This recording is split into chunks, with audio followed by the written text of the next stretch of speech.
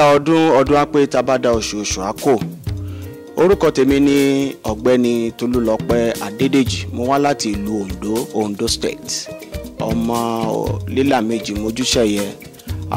Èní ni àjọ̀dún ọdún kìíní ẹgbẹ́ ọmọ Yorùbá ní ìlú Tulsa. Wákàtí mo wà pẹ̀lú president ẹgbẹ́ ọmọ Yorùbá ti ìlú Tulsa. Wọ́n ní àwọn ọ̀rọ̀ pàtàkì bíi méjì mẹ́ta tí wọ́n fẹ́ ṣàlàyé fún wa nípa United Yoruba of Tulsa. Ẹ káàbọ̀ sí orí ètò. Ẹ ṣé gan. Orúkọ mi ni Yinka Osifeso. Èmi ni president United Yoruba of Tulsa Association. Mo dẹ̀ wá láti ìlú Nàìjíríà ní ìlú Ìjẹ̀bú Waterside. Èmi ọmọ Tìfolú Àrígẹ̀. Ẹ ṣé gan. Àdúpẹ́. Mo ní ìbéèrè pàtàkì kan tí mo fẹ́ béèrè lọ́wọ́ yín Mr. President. Báwo ni United Yoruba of Tulsa ṣe wáyé? Ní ọdún méjì sẹ́yìn àwọn àgbààgbà kan ní ìlú Tulsa ìwà bá mi pé ní ìlú wa ìbò ṣe tóbi tó àwọn ọmọ wa dẹ̀ pọ̀ díẹ̀ nílùú ìgbé ní ẹgbẹ́ kan tí gbogbo wa ti ń jókòó tí a ti ń sọ̀rọ̀ tí a ti ń ṣe àti mú ìlú wa lọ síwájú pé ṣé á da tí a bá lè dá ẹgbẹ́ lẹ̀ ìgbàdàn tí wọ́n dẹ̀ sọ fún mi inú mi dùn ó jẹ́ nǹkan tí èmi pàápàá náà ti ń rò láti ọjọ́ yìí ṣùgbọ́n àìráyè ni mi ò jẹ́ àtètè bẹ̀rẹ̀ wàá dúpẹ́ lọ́wọ́ Ọlọ́run pé a ti bẹ̀rẹ̀ ní sìn. Látìgbà tí ẹ ti bẹ̀rẹ̀ ẹgbẹ́ yìí níbi nǹkan bí ọdún méjì sẹ́yìn kí ni àwọn akitiyan àti àwọn nǹkan tí ẹ ti gbé ṣe?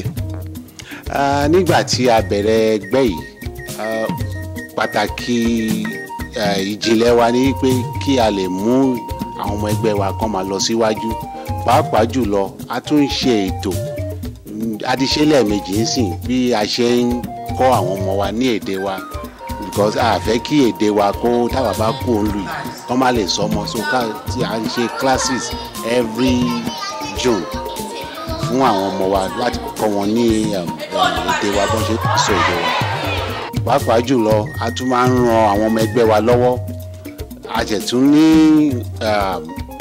project tí a ń ṣe nílùú Nàìjíríà a máa wá àwọn schools tó yẹ pé wọ́n tí ìjọba wa tí wọ́n tọ́jú dáadáa àwa dẹ̀ ṣe nǹkan tí àwa bá lágbára bíi pé ká ṣe borehole fún wọn àbí ká ra exercise book àbí ká ra pencil àbí ká ṣe ṣí àbí window èyíkéyìí tí agbára bá ti ká ń bẹ̀ la máa ṣe díẹ̀díẹ̀.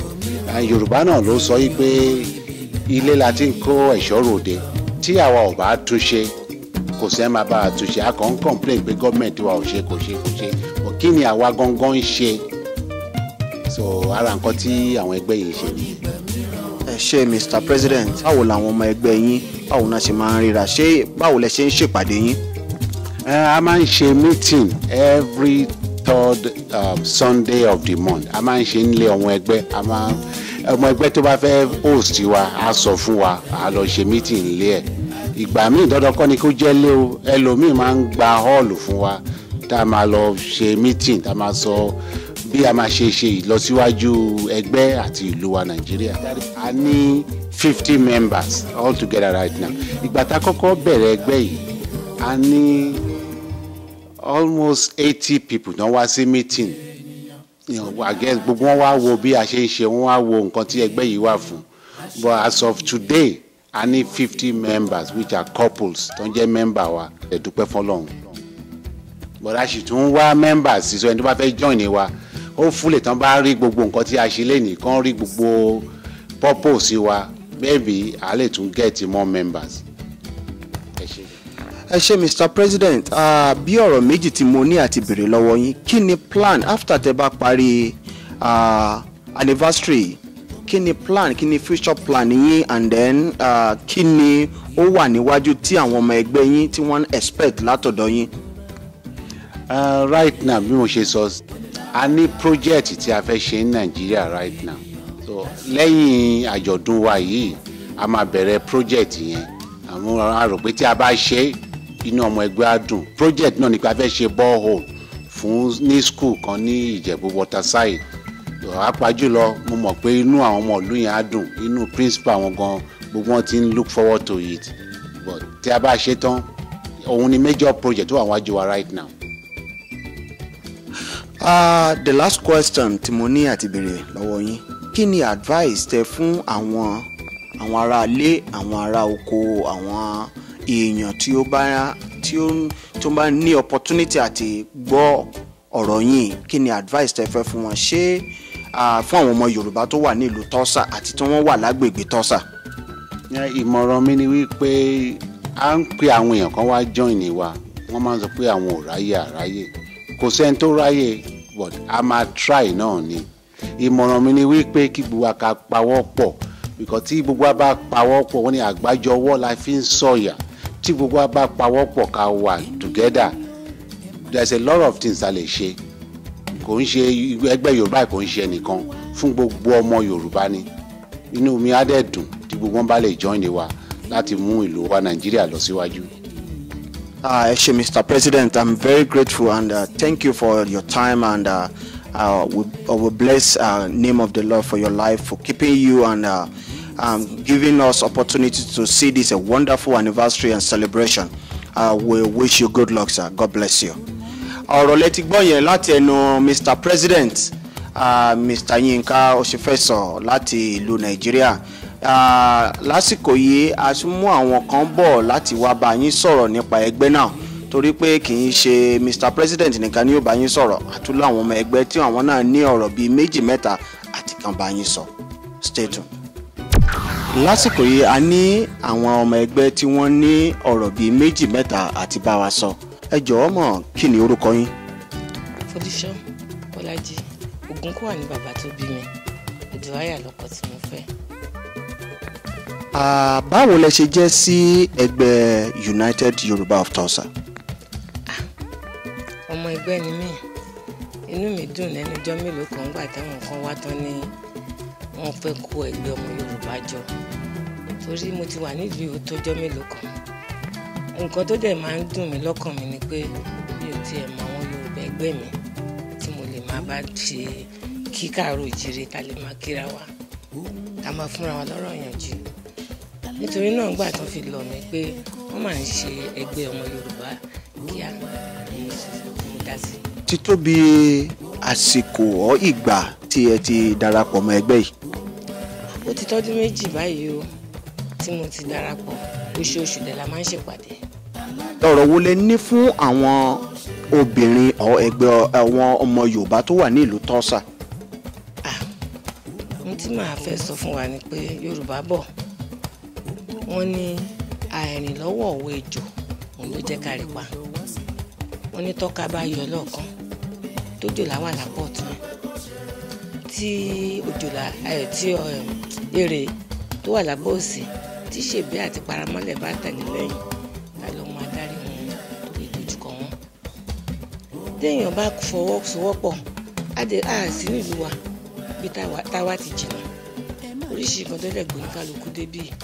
Ṣùgbọ́n téèyàn bá fọwọ́sowọ́pọ̀, bó tẹ̀ jẹ́ kéèyàn pàdé ara èèyàn lọ́nà kó kí ara wọn pé ẹ káàárọ̀, ẹ káàsán, ẹ kú ọrọ̀ ajé o, báwo lásìkò yìí, ìbádẹ́jẹ́ gbó òtútù gan, èèyàn ti rí èèyàn bíi tiẹ̀ tó kí lédè tiẹ̀ ó má rí èèyàn yá.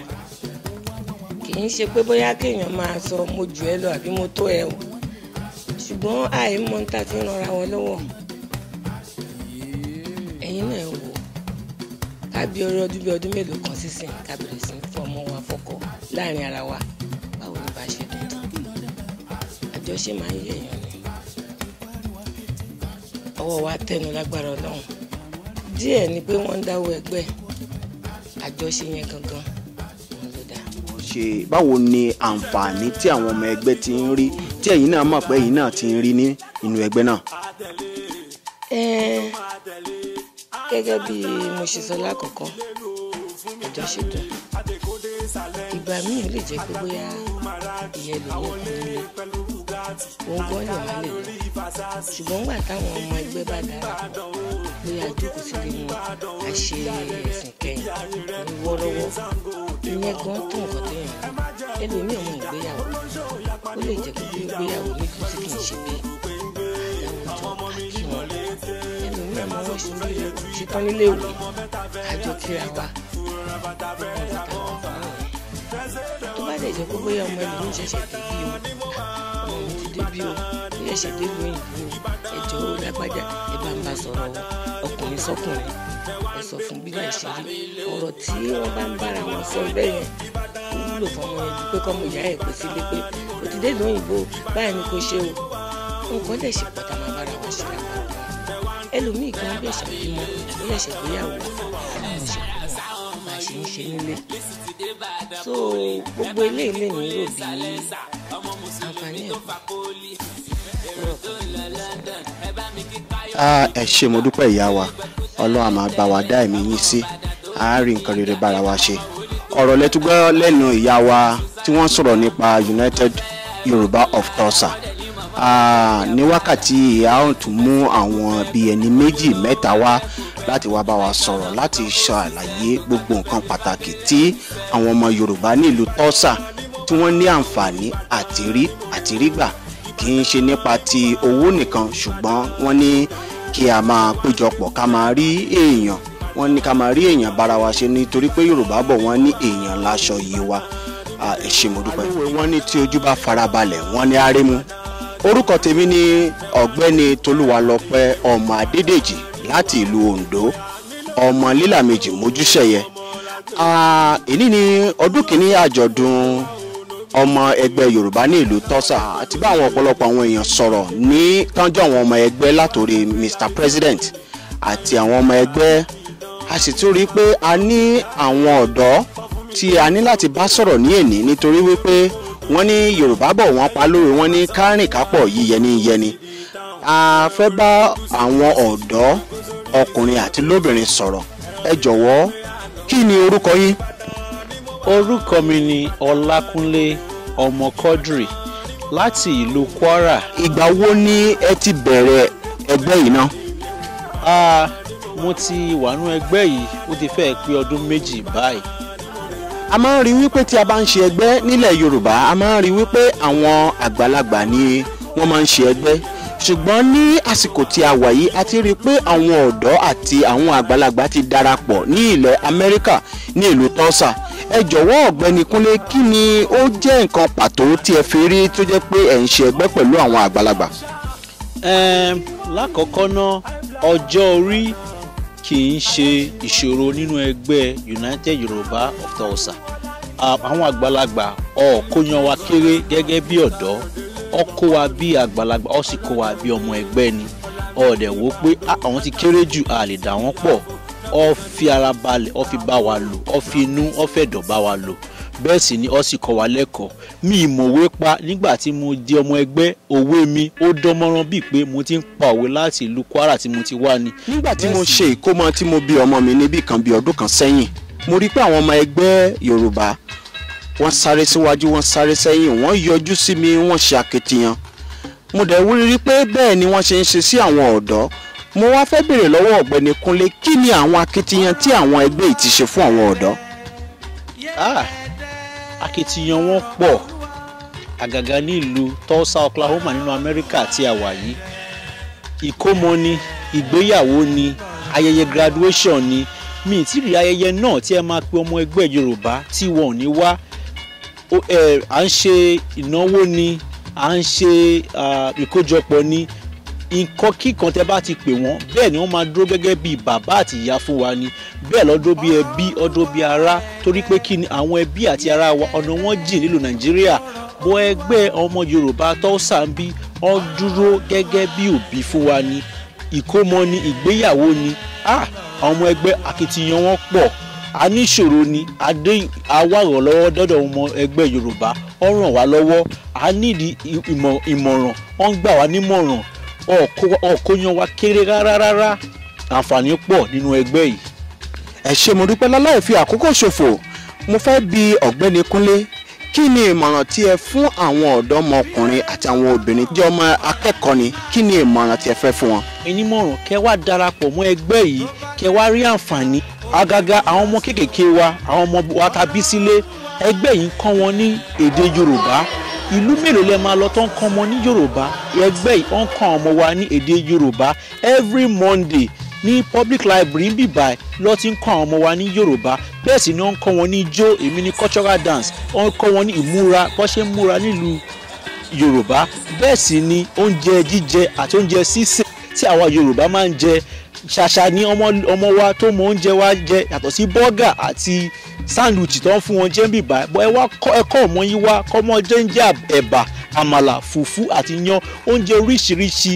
Ìmọ̀ràn pọ̀ tí àwọn ọmọ wa máa kọ́ nínú ẹgbẹ́ yìí. Inú mi sì dùn láti lè jẹ́ kí àwọn omidan mọ̀ pé àwa ọkùnrin àwọn bíbà tí a máa tọ́jú yín tàbí máa kọ́ yín lọ́nà, bẹ́ẹ̀ sì ni àwọn àgbàlagbà wà tó máa fi ìmọ̀ràn àti òye kọ́ wa.